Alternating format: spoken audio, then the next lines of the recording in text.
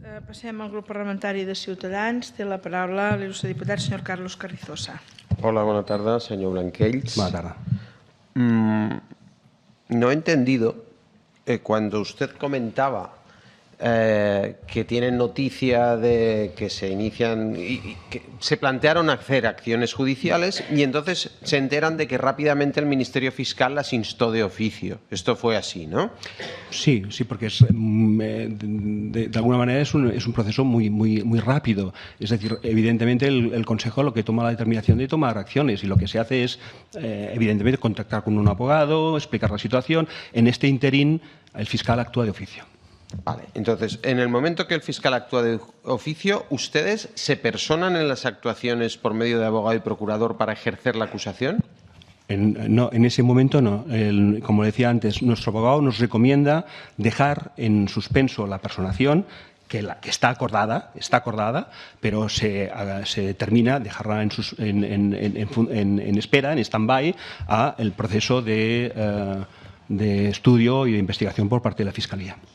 Por lo tanto, ¿existe en la actualidad un único escrito de acusación contra los directivos o ustedes al final formularon escrito de acusación? Sí, nosotros, acabado este proceso, el fiscal, evidentemente hay una acusación y nosotros obviamente nos personamos, y no solamente nos personamos y acusamos, sino que de las 3 acusaciones que existe la acusación del banco, del fiscal y la nuestra, y el FROP, perdón, creo que también el FROP, la nuestra es la que exige penas más elevadas.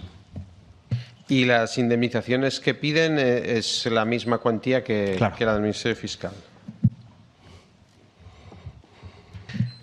Ustedes ha explicado que al final usted tiene que abandonar pues la gestión en el ente, en la fundación en la que usted participaba por presiones políticas, ¿no?, de comarca y municipio. Sí, efectivamente. Yo entiendo de que si, como antes decía su compañero diputado, hay una unanimidad en los partidos, etcétera, no puede ser ajeno a esta situación y comprendo que en este caso el patronato tome esta decisión, que la asumo y la comprendo.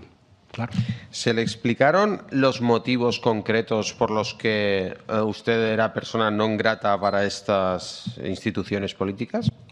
Bueno, de hecho no se me ha explicado. Supongo que hay una cuestión que esto que un poco se trasluce con estas intervenciones, que hay una identificación, una vinculación con el equipo directivo anterior, cosa que evidentemente esto es así desde el punto de vista de que estaba trabajando en la Caja todos estos años, pero que evidentemente el papel y el rol en ese momento de sacar a la luz toda esta situación evidentemente no me pone en el mismo bando, como es natural.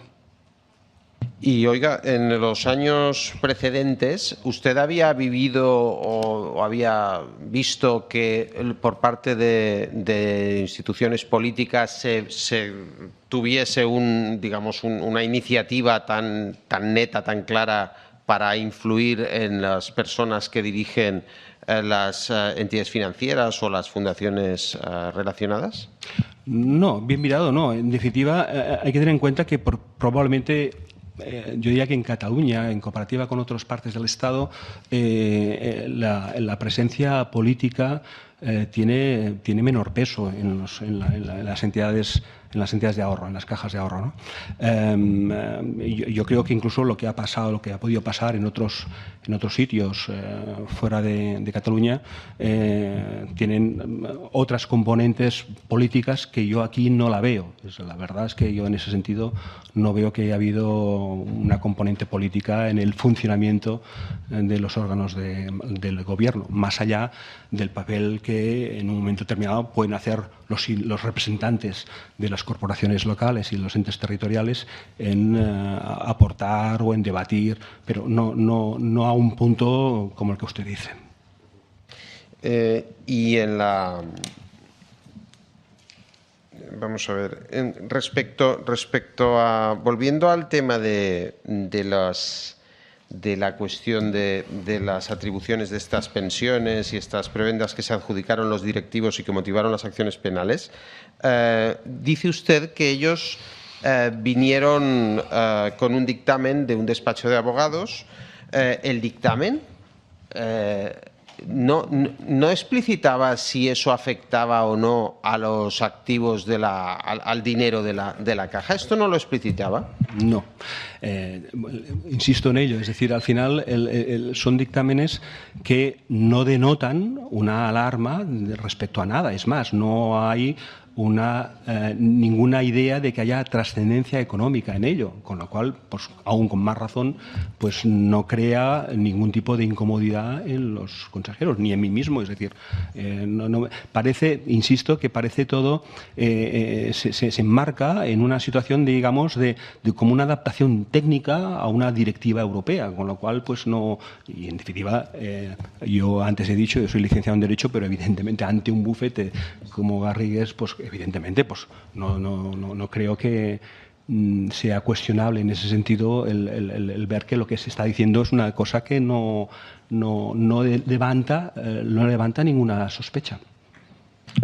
Pero entonces es que ese tipo de dictamen está más dirigido a justificar que en el entorno las retribuciones son similares o qué. A ver, no le sé decir cuál es la intención de ese dictamen. Lo que sí sé es que, insisto, en lo que se explicó en esa comisión de retribuciones y posteriormente en la comisión ejecutiva, no era merecedor de ningún tipo de alerta ni alarma respecto a ninguna cuestión económica. Pero es que parece que cuesta comprender que un dictamen que lo que dice es precisamente que habla de retribuciones de directivos no tenga un correlato inmediato en el gasto que asume la empresa, por decirlo así, la caja. Yo creo que en cualquier empresa que se dice se va a incrementar el sueldo o los planes de pensiones de los directivos, pues acto seguido todo el mundo se plantea cuánto dinero cuesta esto. No lo entiendo que con un informe y planteando esta cuestión no se plantease cuál era la influencia de esto en las cuentas de la caja. Insisto en la respuesta. Es más, tengo en cuenta que, como decía antes, estamos hablando de una entidad que está totalmente regulada, que está auditada. En ningún caso ha habido ningún tipo de rastro de señal que dejara entrever que había algún tipo de anomalía en ese sentido. Y en este caso es lo mismo. Entonces, ¿quiere decir usted que quizá que no veían anómalo que las retribuciones fuesen elevadas en su sector? Bien, es que volvemos a lo de antes. Visto lo visto, es evidente que es anómalo. Y visto lo visto, y con casos que han pasado por aquí antes, evidentemente que estamos viendo que han habido verdaderos abusos y atropellos. Pero sí que es verdad, yo le tengo que decir que, al menos en lo que a mí respecta, vamos, yo es que ni siquiera nunca le he preguntado a un compañero mío qué es lo que ganaba. Todavía menos se lo voy a preguntar yo a mi superior. Es decir, eso no ha sido nunca una materia en la que personalmente, porque usted me lo está preguntando a mí, personalmente yo haya tenido intención de conocer. Usted, si no he entendido mal, redactaba las actas del Consejo de Dirección y también del Consejo de Administración. O sea que usted estaba enterado de todo lo que se cocía en el órgano ejecutivo y también en el órgano del Consejo de Administración. ¿Es así? Es así. Entonces usted debía ser la persona más informada de la caja. Informada de lo que te dicen, efectivamente. Y ni en el Consejo de Dirección no se plantearon estos temas de que se iban a llevar luego al Consejo de Administración. No, en absoluto. ¿Usted comparte la crítica que parece que se desprende de estas comparecencias de la Caja de que el Consejo de Administración carecía de la preparación suficiente para entender las cuestiones que les planteaba la dirección mucho más profesionalizada? Bueno, lo he comentado antes. Yo creo que lo primero que hay que tener en cuenta es que cómo nace y cómo se gesta un Consejo de Administración. No el del sistema de las cajas de ahorro.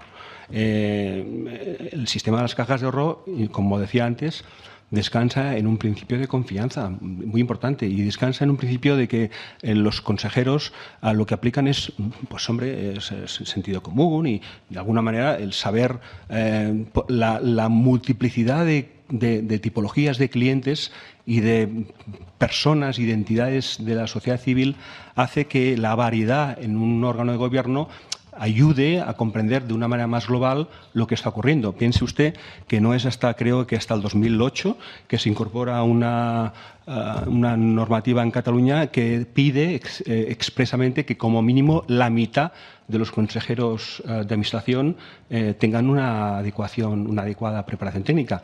Esto no ocurre hasta el 2008.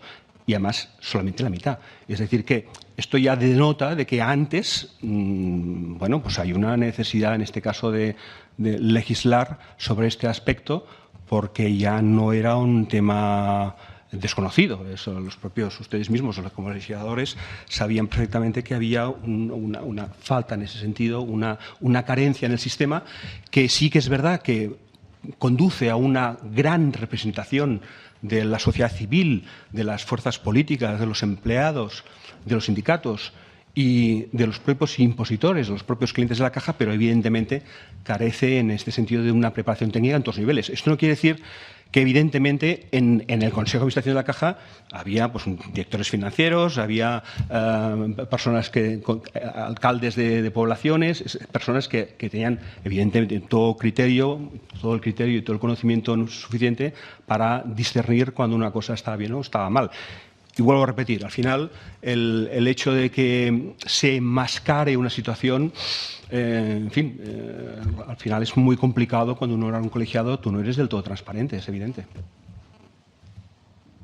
Ustedes, digamos, con la tramitación de la causa judicial, han podido, según su criterio, y ya que incluso han formulado escrito de acusación, han podido constatar que verdaderamente hubo maniobras de ocultación por parte de los directivos para que no se enterasen el resto de órganos de la Caixa de cómo estaban, digamos, estableciéndose unas recompensas o retribuciones en planes de pensiones? O sea, ¿en qué consistió esta actividad ocultatoria? Bien, la pregunta es muy clara y la respuesta también, evidentemente que sí. Es decir, que en este caso nosotros hemos podido constatar esta ocultación y esta administración desleal.